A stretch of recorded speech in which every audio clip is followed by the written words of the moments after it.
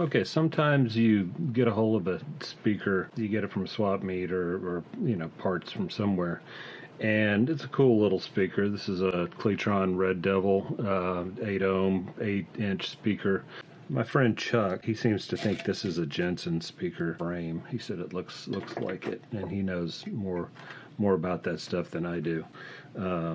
But it's branded Cletron, and there's nothing, number-wise that says Jensen on it. But it's a good solid little speaker. It's got a pretty good magnet on it, as you can see. Nice. Came out of a church somewhere. Did the Lord's work on Sunday, I'm sure. Unfortunately, occasionally you'll run into something like this.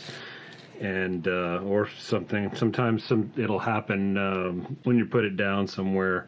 You're going to bust the cone, and this one has some pretty significant rips. And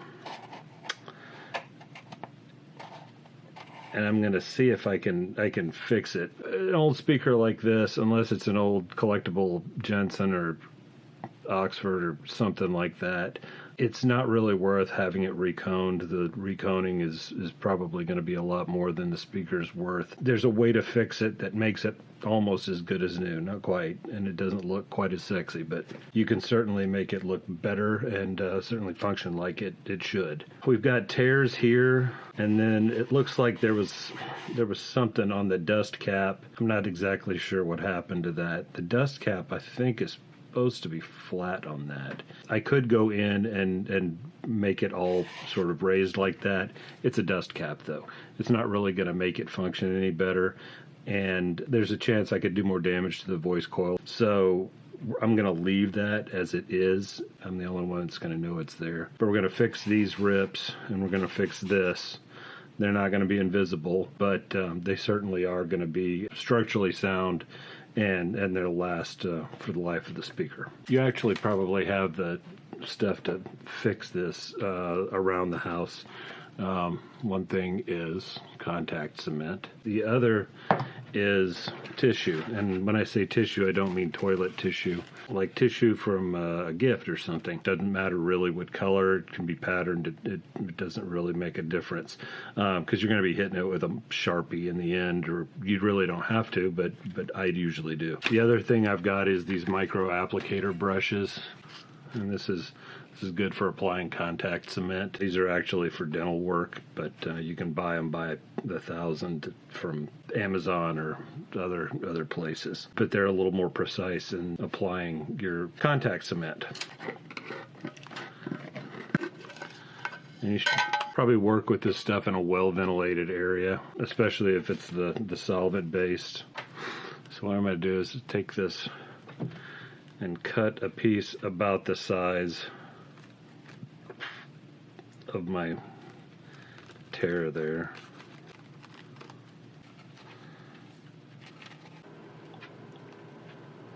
Get that off the lid since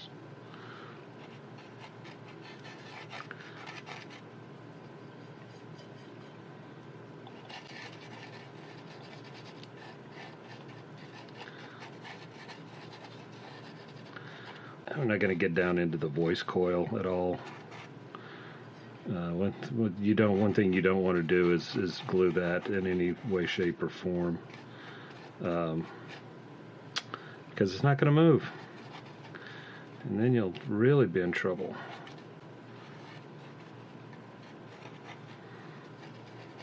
Okay, that's probably pretty good for that. There we go. Kind of get underneath there if you didn't put enough.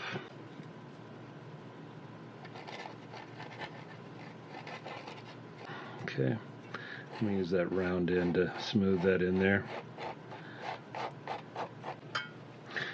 I've actually done this with far more damaged cones and had them come out usable. There's a certain point where there's just not enough material to make this work, but this one, everything was there. It was just kind of pushed through, so it's not going to be a big deal to make it right. Okay, let's fix the other piece there.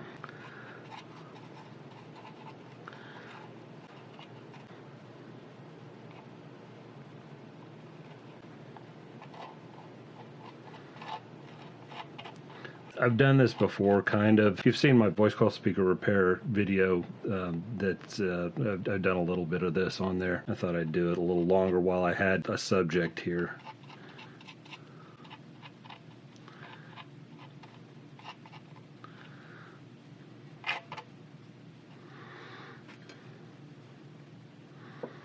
Okay, so that's the first round. You can actually do this in a couple of ways. I could put another piece on top here, or I could actually go underneath and put a piece to reinforce the back side, which is what I usually like to do. And it's easier to do on a bigger speaker, like a 12-inch speaker. It's much easier to do.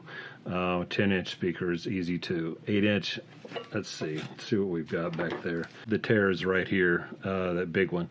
Just right to get in there and do the back of it.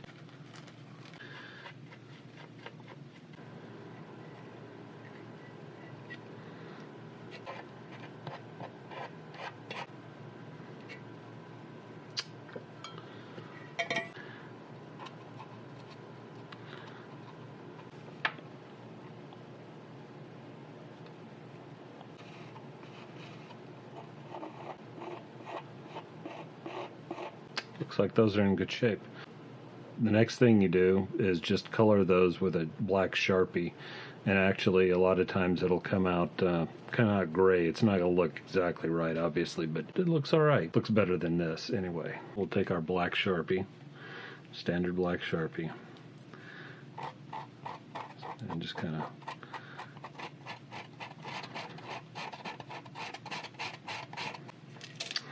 and you can see if the light is right, you can kind of see where that tear is, and that's okay. We're not trying to fool anybody here.